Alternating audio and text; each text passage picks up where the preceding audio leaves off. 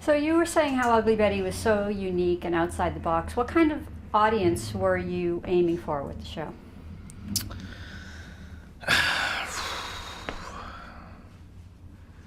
Well, you want to get everybody, but I think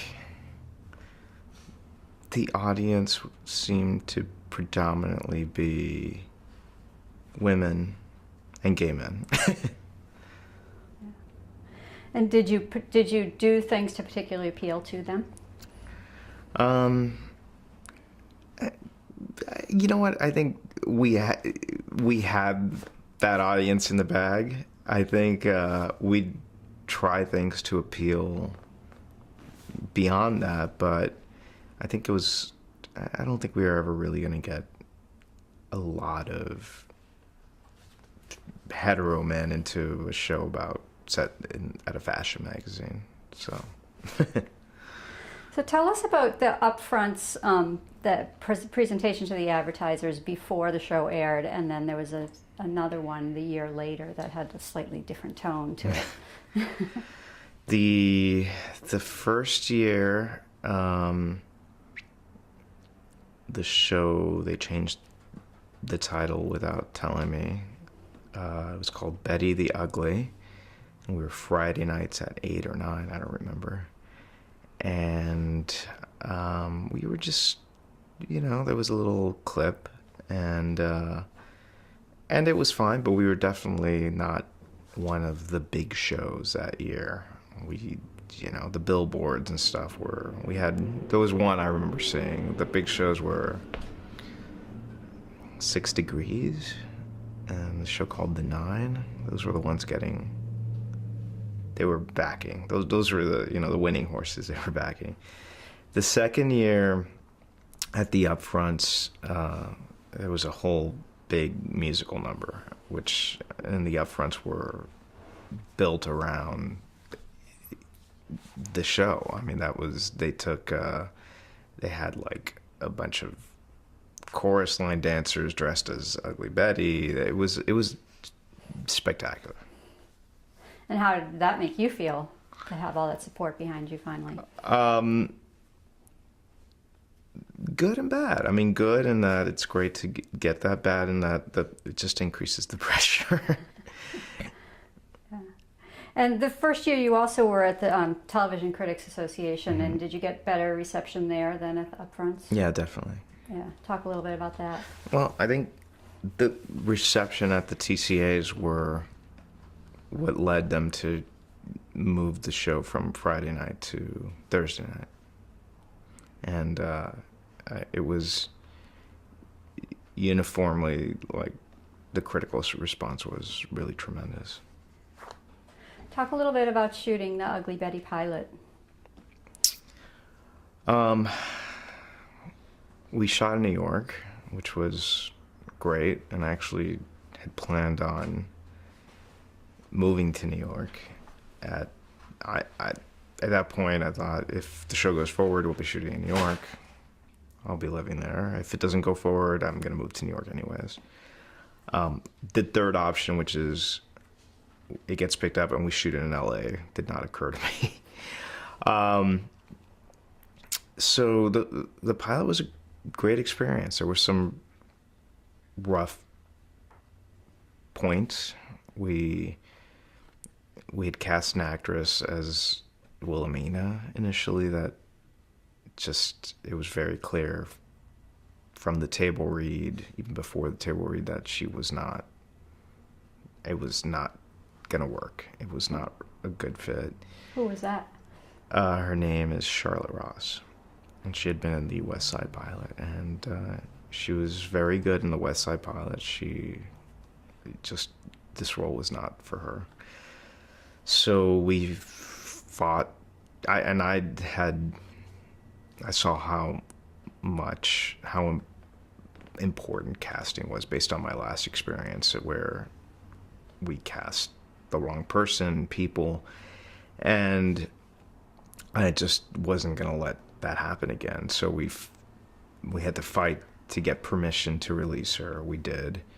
And then we we had a day to find an actress, and it ultimately became who's available, who's in New York, who's going to fit in these clothes.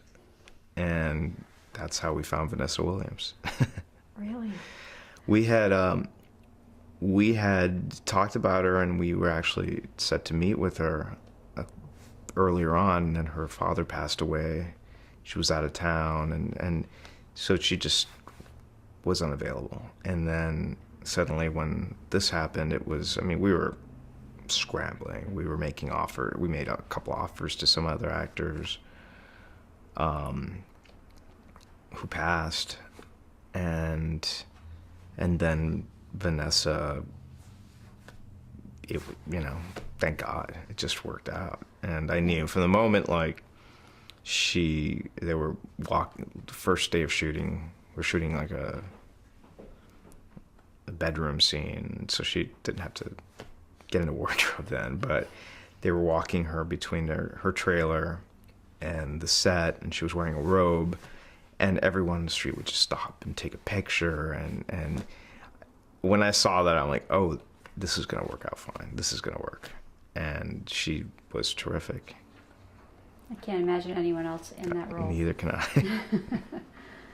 So, did you think after shooting the pilot that you had a hit? Did you think it was going to succeed? I thought the pilot turned out terrific. I'd seen things I'd written, and I'd seen them not turn out, and this one gelled. There was things that were surprising about choices that Richard made that I wasn't sure about, but he actually pushed the design, the tone in a way that I would have been a little more skittish to, but it worked, and because of that, I think it's what set it apart. So I was very happy with the pilot, but was it going to succeed? I had no idea. You just never know, and I really didn't know. Were there things that you had envisioned for that pilot that you fought for, that other people didn't agree with and you fought for? Casting,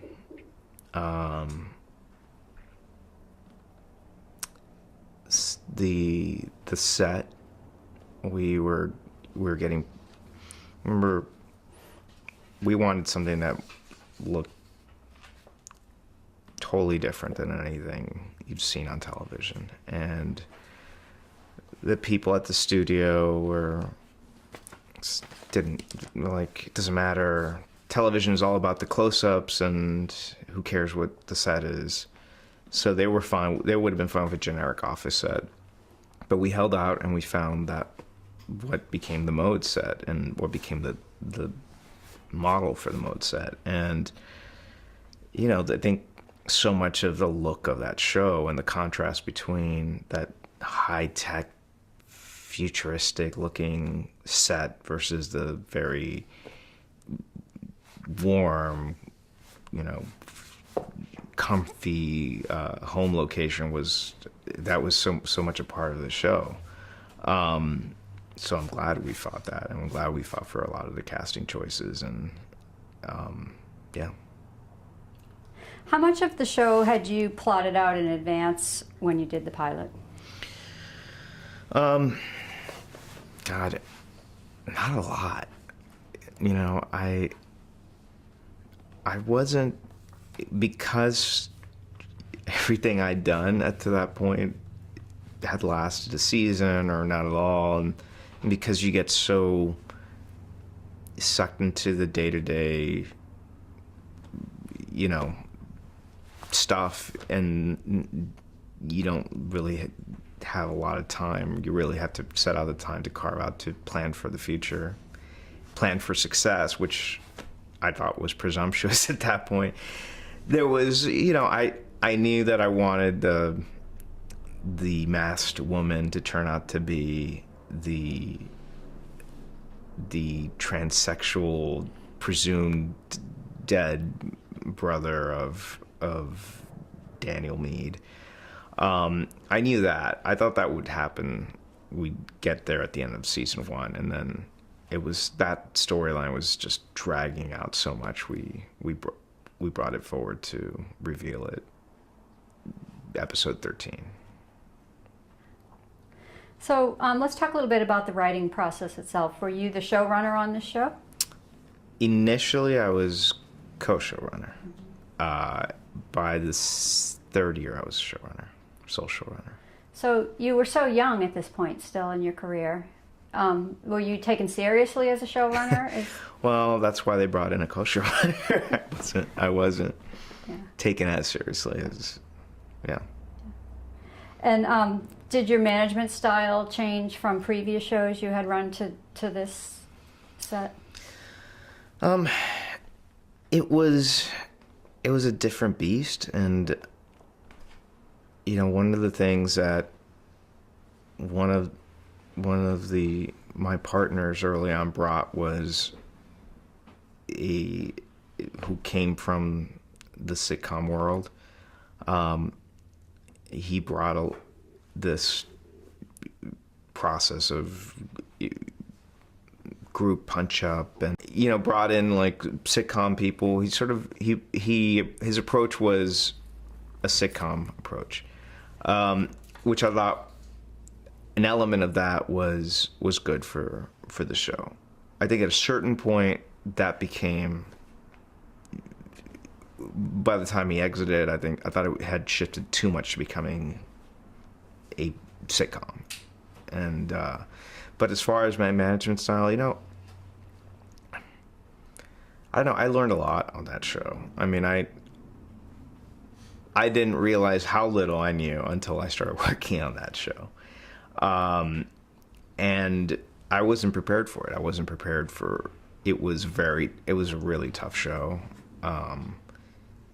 We had a lot of challenges with it, and primarily tone was a big one, and keeping a story drive and giving big stakes to stories that we're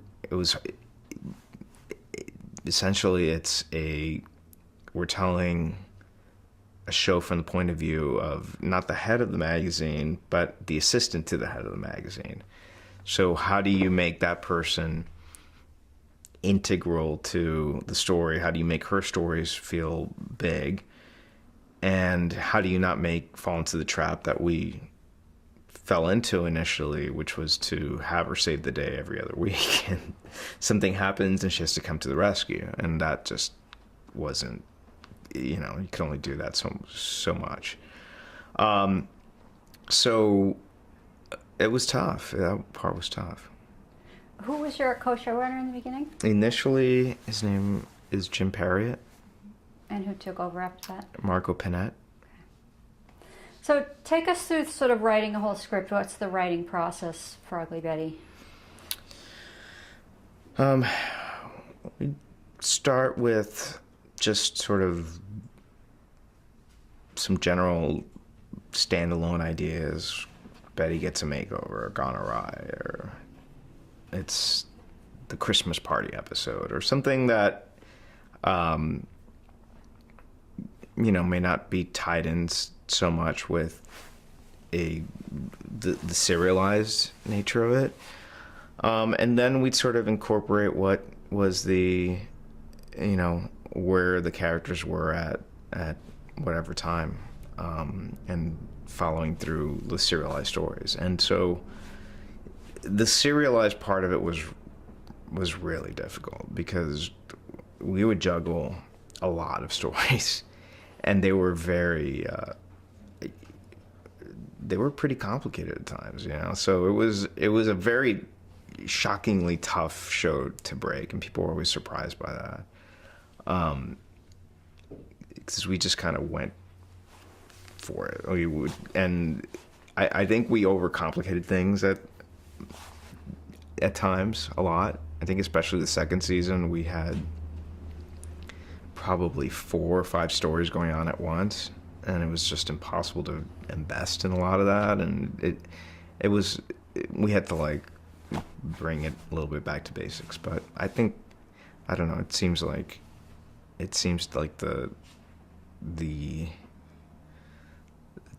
the way most shows progress, there's always like steps forward, then you take some steps back and you recalibrate. So did you, the serialized stuff, did you plot out pretty much the whole season once it got picked up so you knew where the whole arc was going? I think we would usually, by the time I knew what I was doing and we knew what we were doing, the way that worked the best was to divide the season into two. There were 22 episodes, kind of approach it in chunks as opposed to break the whole season. Maybe have a sense of what the end is, but knowing that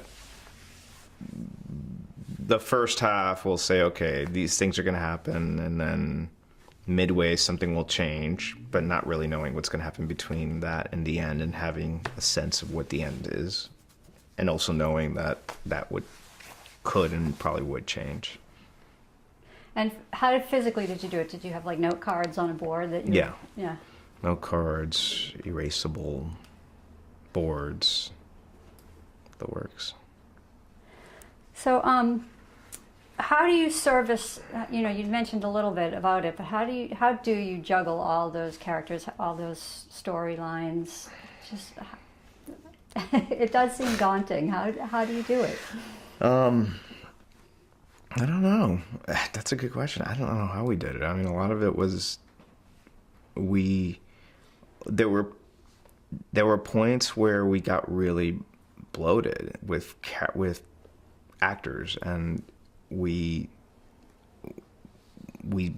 either found someone we liked and then we didn't want to get rid of them, or the studio or network really liked the person that we thought we were done with, and so we had to just kind of keep them in the mix. I think, like, if you look at the poster for season 2, I think you kind of tells you like what, a lot of what the problems were. Like, there were literally like there's Betty in the middle, and then there's like 6 to 7 people on each side, and so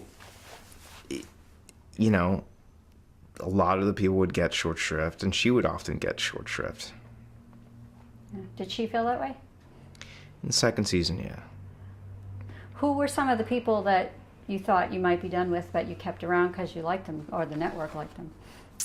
Rebecca Romaine. I mean, there was a certain point where we thought her storyline was done. But, we did like her personally, and we liked her. We just didn't know what else to do with the character. Chris Gorham, I love Chris, but, we kept him a lot longer than I think, in retrospect, we should have, because we liked him, we had to deal with him. Who else? Chris, Rebecca. And even the first season, Betty's boyfriend Walter, Kevin Sussman, I think is the actor's name. And we kept him like the whole season, and we didn't even know what to do with him. There was a few, yeah. So you said that, you ultimately found that you based a lot of this on your own upbringing and your own. Were there specific story points or characters that came from your life?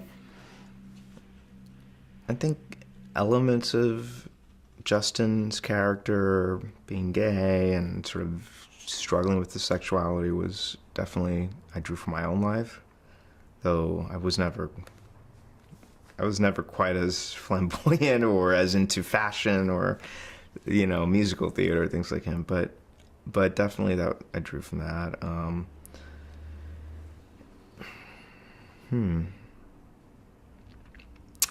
I mean, there were specific storylines, like the immigration storyline we did with Betty's dad, and I think that was just, I knew of a lot of people growing up that So had to deal with things like that, so So you did deal with a lot of heavy topics like that. So how did you approach dealing with some of these heavier topics? We tried to have a sense of humor about it. I mean, I think we drew a lot of inspiration. I drew a lot of inspiration from old Norman Lear shows, and in that these were sitcoms that dealt with some very heavy issues at times. And we always try to remind ourselves that we can't just linger on the heaviness, otherwise it wouldn't be Ugly Betty. We'd have to give it the appropriate emotional heft, but then find a way to subvert that and find a way to find the humor in those situations. Did you ever have face any censorship with any of the stuff you wanted to talk about?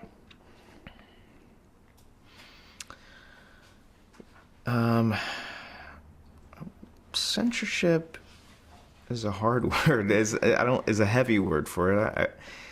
I think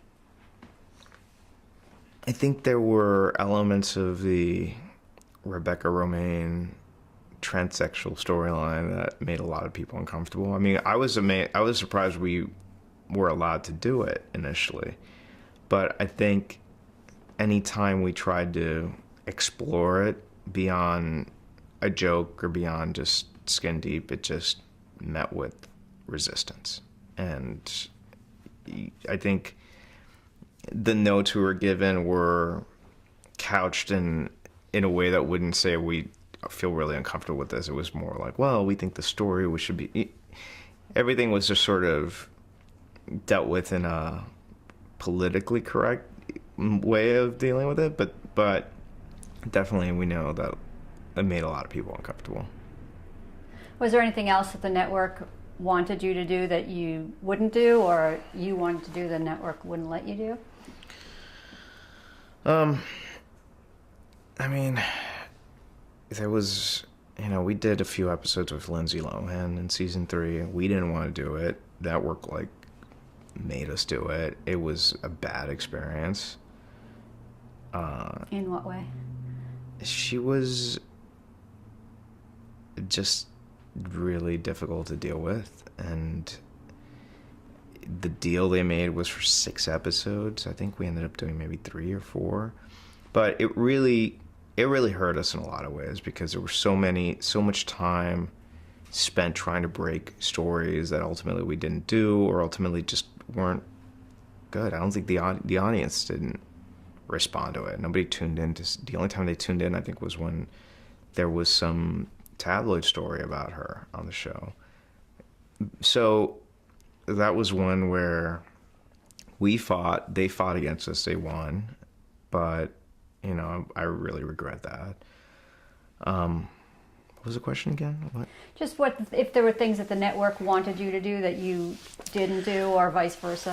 I mean, I don't know. There was a lot of that the network wanted us to do, and we ended up would just do.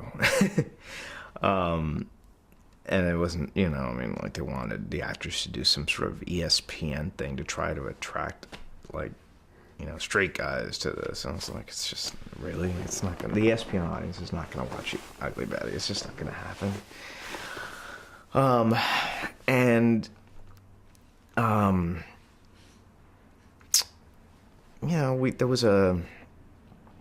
There was a storyline the last season, Daniel joins a cult, and we wanted to explore that further, but they just hated it. They hated the cult storyline. So at any point we did it, we were told to cut it down. I'm trying to think.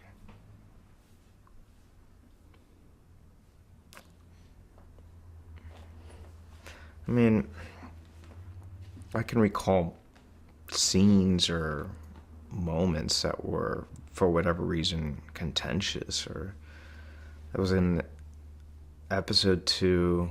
I'm sorry, in season 2, there was a wedding episode, and Wilhelmina's marrying Bradford, and the wedding gets interrupted, and at a certain point, Becky Newton's character, Amanda, who's trying to break into become a pop star gets up and does her rendition of the Milkshake song, and it sort of breaks up this very soapy story where like the father and son are arguing about the marriage and she's doing this and that.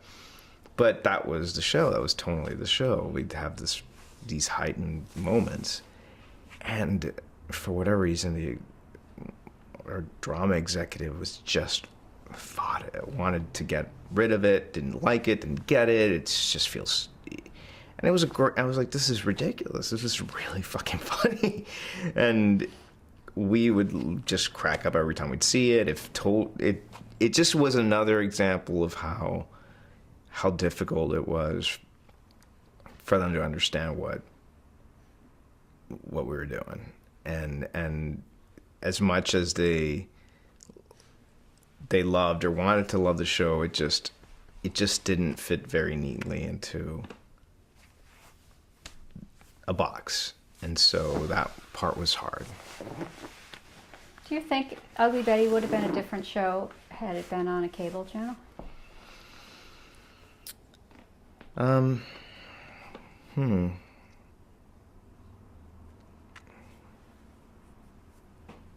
Would it have been a different show?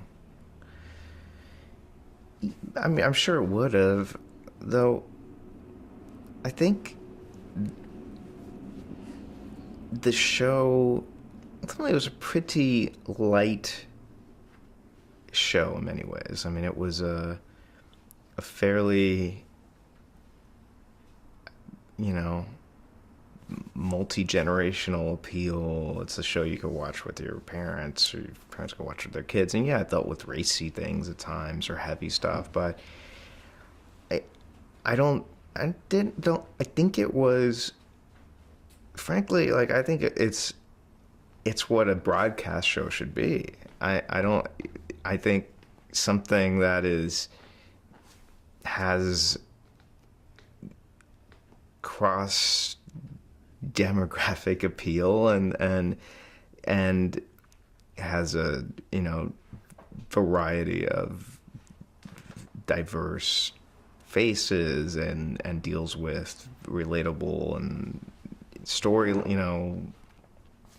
big storylines in very relatable ways. And so I don't know, I think there is so much darkness and doom and gloom on broadcast TV, and so many procedurals, and I think it's, for me, a great example what a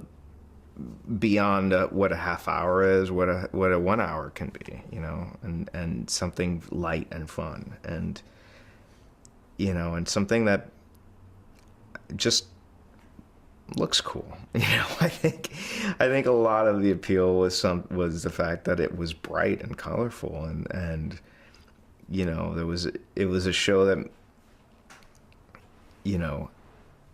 would make me happy, not because, well, obviously because I was involved with it, but I think it's something you see on TV, and I don't know, it just kind of, yes, it could have been on cable. I think it was a very broadcast show, and yet it wasn't a broadcast show, if that makes any sense, because they didn't quite understand how it fits so well into that model. Talk a little bit about working the Latino heritage into the show and how you went about doing that. It wasn't, like I said, it was important for Salma. It was important for me to make the Latin family feel real and relatable, and so we just tried to keep that presence alive, and we tried to make sure that home life was as important as the work life. And it could have been very easy to just sort of focus on the big fun, like, magazine world, but we wanted the home life. That was the heart of the show, and we always thought that going there, especially when there was the collisions between those two worlds, that was really the fun of the show. And talk a little bit about how the show addressed the issues of social class. I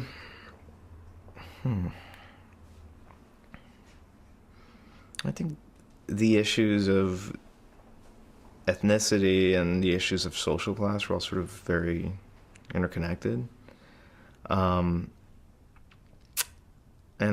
we wanted to make sure that this was a working class family. We wanted their struggles for money, their struggles for, with health insurance, with, day to day, what that involved was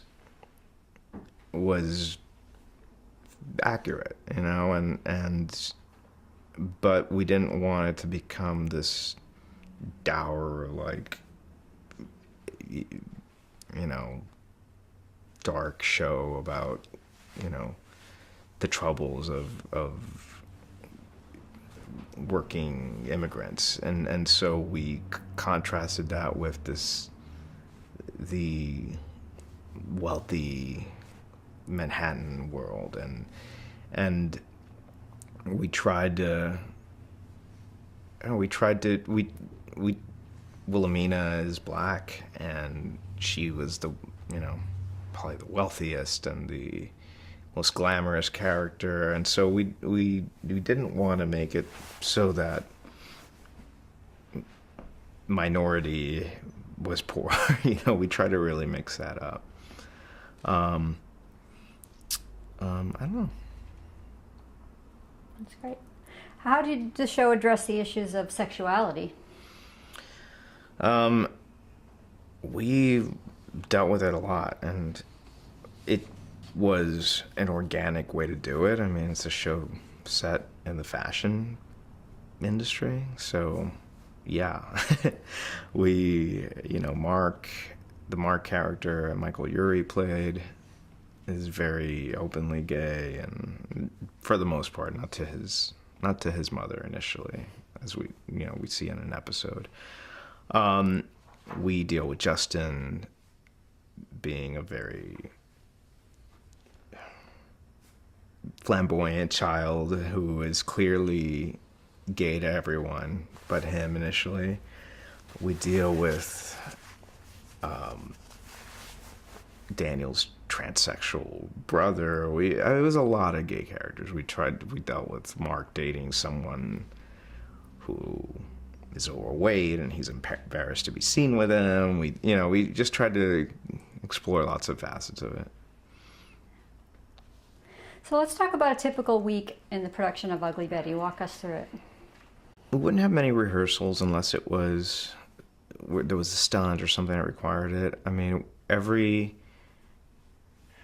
once we had a script ready, we'd have a table read. Afterwards, some of the actors would give notes, and we'd get different production notes that we had to address. The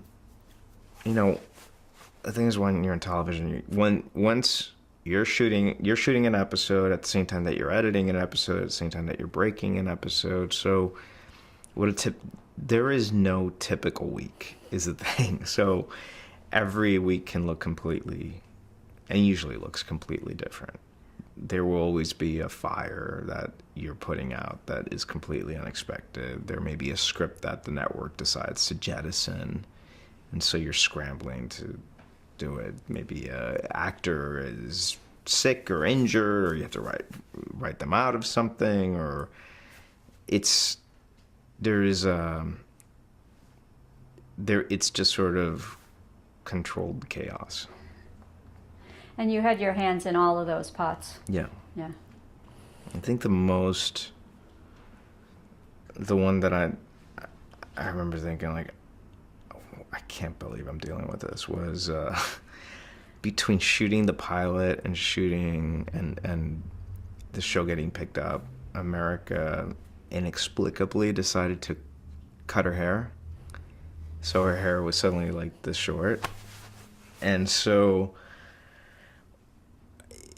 it became a huge deal. And by huge, I mean, we had someone do extensions, and then that didn't work, and then we got a wig, and then we got another wig, and we went through maybe 2 or 3 hair people that were let go, it took up so much time, and it was insane. It was just insane, but it was important because the hair had to match and it had to look a certain way, and she didn't make it very easy for us.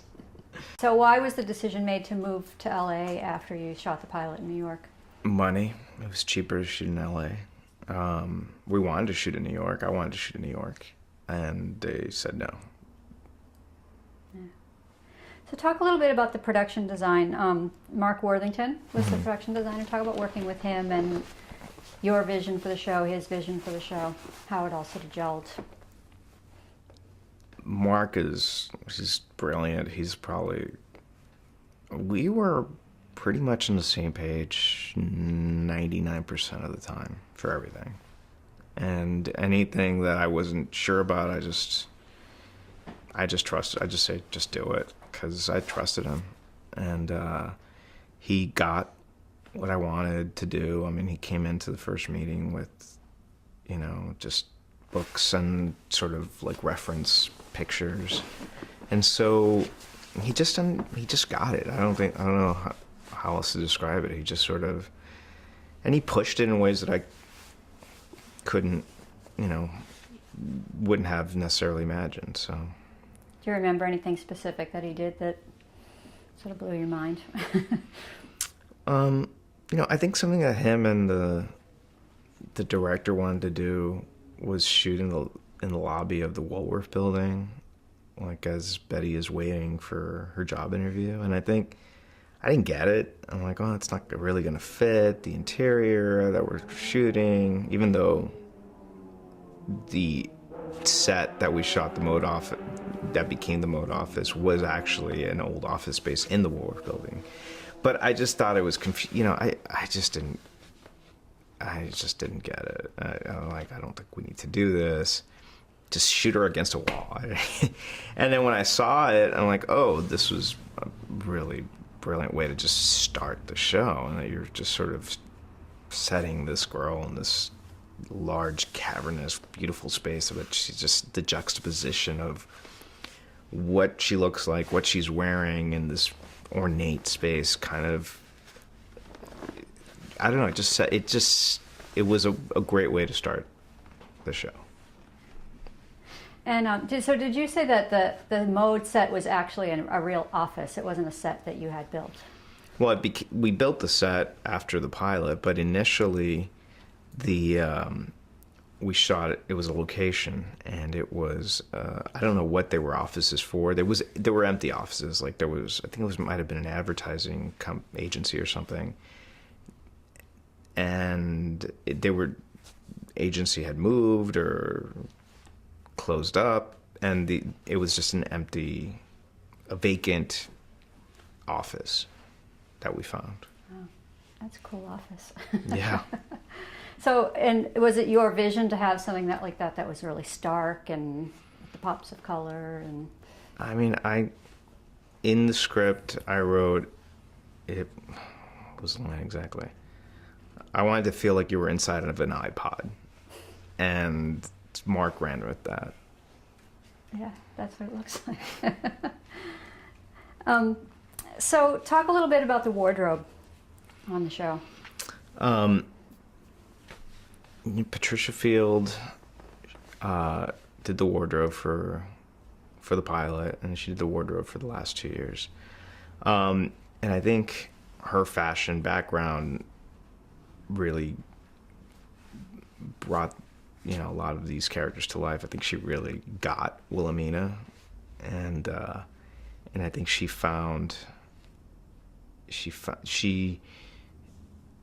created initially for Betty a great look, and then Eduardo Castro was our wardrobe designer, costume designer in LA. And I think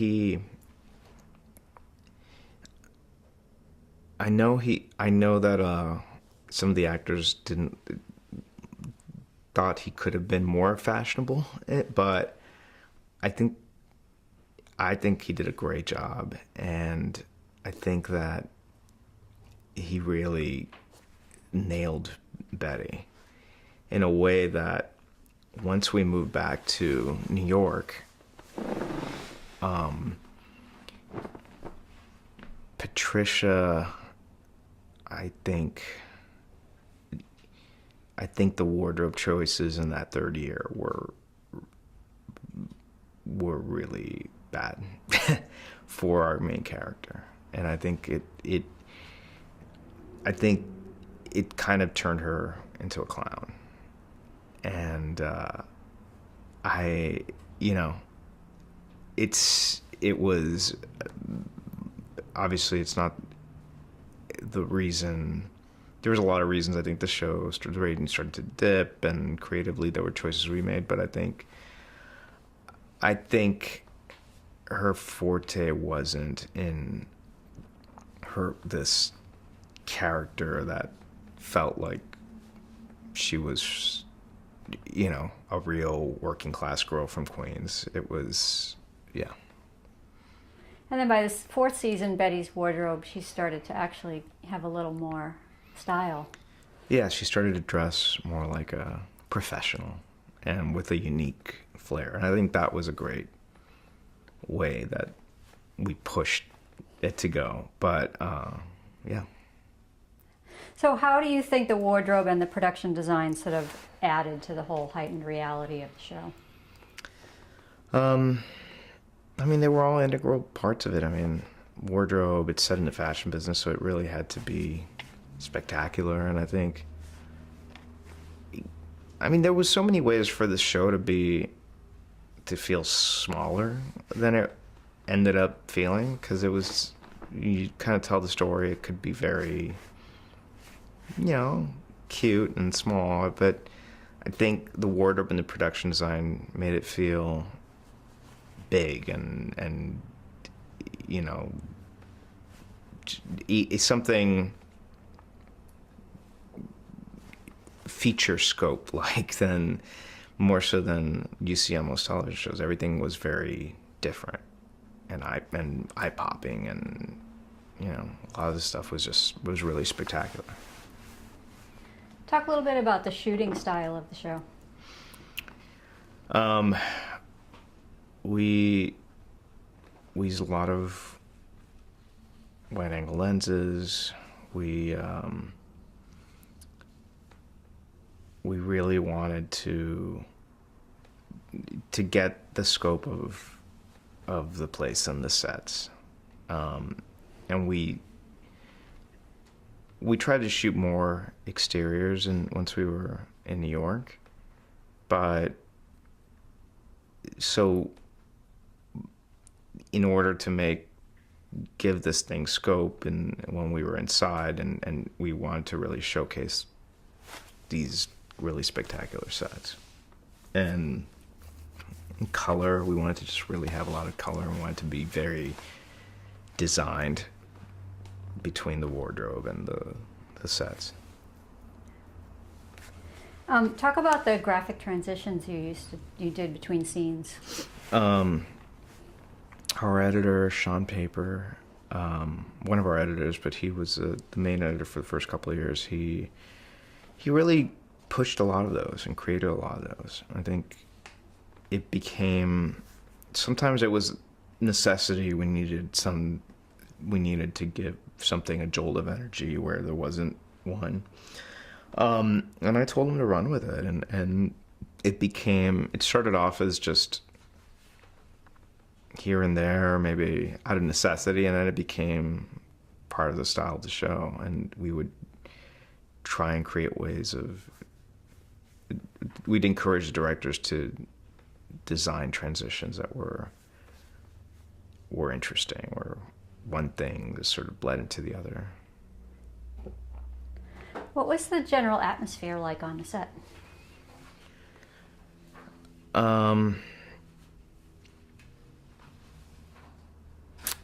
What was the atmosphere? It really depended on it depended on who was there. I think there was a director producer that didn't create a very good atmosphere initially, and then I think that changed, and Victor Nelly came aboard, and I think everybody's really happy. And then there was at times, an actress that maybe created a difficult atmosphere for people. So it was, it just depended. I'd love to say that it was a great atmosphere, and I think everybody, definitely amongst the actors, there was a sense of family and there was a sense of community there. A lot of people, but it could be very difficult at times. Let's talk a little bit about the actors, but also the characters themselves and developing the different characters. So talk a little bit about America Ferrera and also just developing the character of Ugly Betty.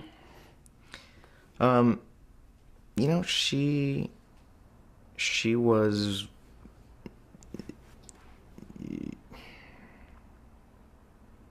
hold on. I think she brought this vulnerability, this intelligence, this relatability to the role. She just made her very real. I think, I remember seeing the dailies during the pilot it was the photo shoot part where she's made to wear some really humiliating outfit, and the camera's pushing it on her face, and she's trying so hard to make it work, but she's so hurt and embarrassed, and she knows she's being made fun of, and it just broke your heart. And that's one of the points I'm like, okay, I thought this is gonna work, because she's great. She really pulled at your heartstrings in a really great way. Talk a little bit about how Betty evolved through the seasons. I think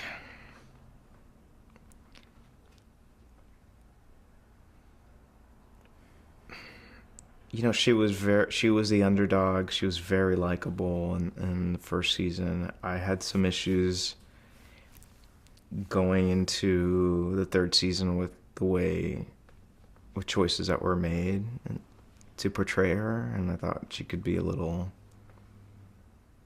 screechy, sanctimonious. I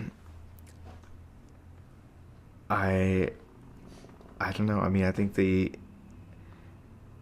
for me, the show always worked when she was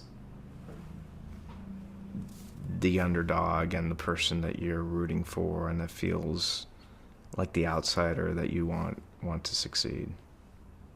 And I think a lot of times that worked. Sometimes I think there were choices made that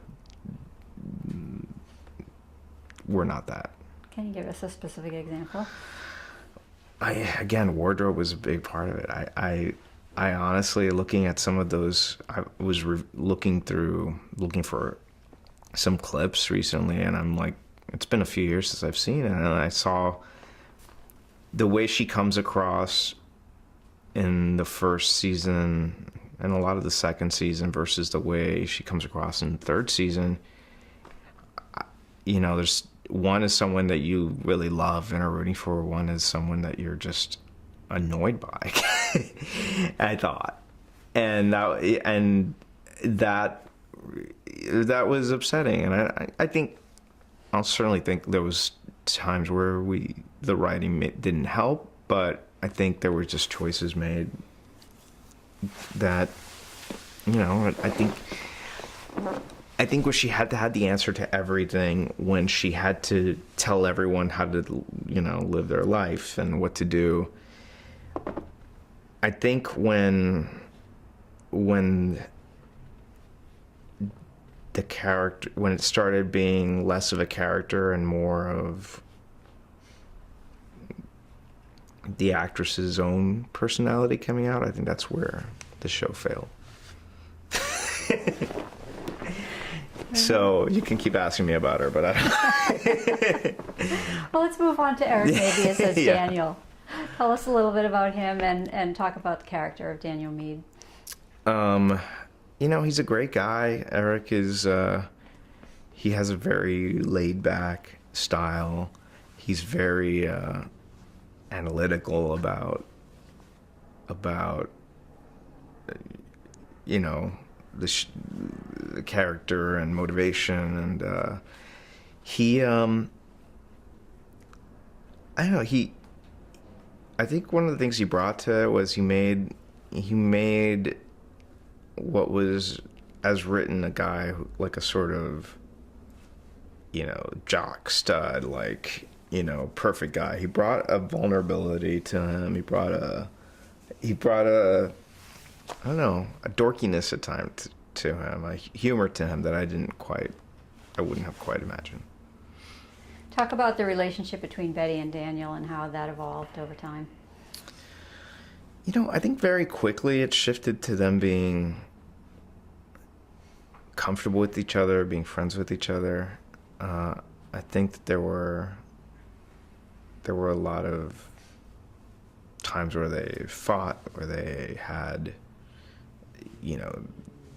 issues, but I think for the most part it almost played often like it was a brother-sister relationship.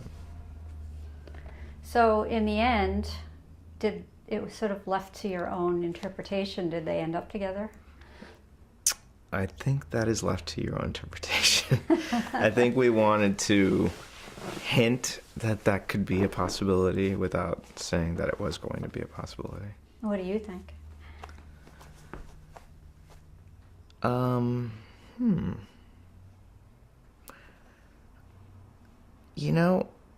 Given the way we played the show for most of the run of it, I think, I don't know. I don't know. I don't know. That's why I didn't even want to answer, because I didn't really have an answer for that question. I could see it happening. I just, you also know these people so well as beyond them being these characters, and by the time we got to a point where we actually even suggested that there was a romantic relationship, it was like, oh, it's Eric in America, come on. What did the fans think? Oh, there was a lot of daddy shippers, as they were called. I think a lot of them a lot of fans wanted them to be together. Talk a little bit about Vanessa Williams and the character of Wilhelmina Slater. Vanessa's great. She, I told you how she came aboard. She was like the mother hen of the actors. I mean, she was a pro. She'd been through so many parts of this business, and she just, she never complained. She always rolled up her sleeves and just did what was asked of her. And she was a great example for a lot of people. Yeah. Talk a little bit about Wilhelmina. It's such a great character. I love the idea of a sort of larger-than-life villainess within this world. I think a Cruella de Vil type character,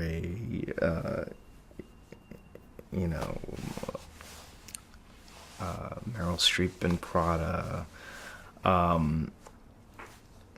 I loved the Joan Collins character when I was in Dynasty when I was a kid, and I thought that was a lot of inspiration for it, for sure.